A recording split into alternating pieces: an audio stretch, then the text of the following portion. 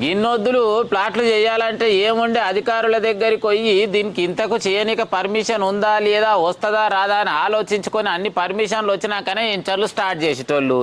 ఇప్పుడేముంది, ఏహే నీ రూలింగ్ పార్టీ మనదే, పక్కకున్న పార్టీ మనదే, అందరు మనోళ్ళేదే, పైసలు కొట్టు ప్లాట్లు పట్టు అన్నట్టు ఉన్నది.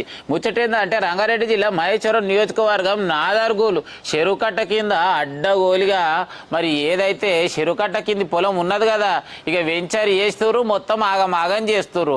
అగో మరి వాన వచ్చినప్పుడు చెర్లకెళ్ళి నీళ్ళు ఎటు పోవాలంటే ఒక్కసారికి ముచ్చటైతే చూడరు. మరి ఆగం చూసినట్టు అయితే చెరువు కిందికి వెళ్ళి పెద్దగా మరి నీళ్ళన్నీ బయటికి పోయే రోడ్ అనమాట.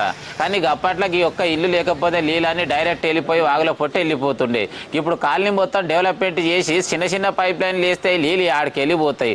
మరి కాలనీలు ఉన్న వాసులందరూ కూడా మరి ఈ స్థానికంగా ఉన్నటువంటి కేరళానికి పోయినా ఎవరితానికి పోయినా కూడా ఈ పనులు అయితలేవు. మరి వారానికి ఒకసారి హైడ్రా అధికారులు వస్తారు, ఇరిగేషన్ అధికారులు వస్తారు, మున్సిపల్ అధికారులు వస్తారు, అట్లనే జిహెచ్ఎంసీ అధికారులు కూడా వస్తారు.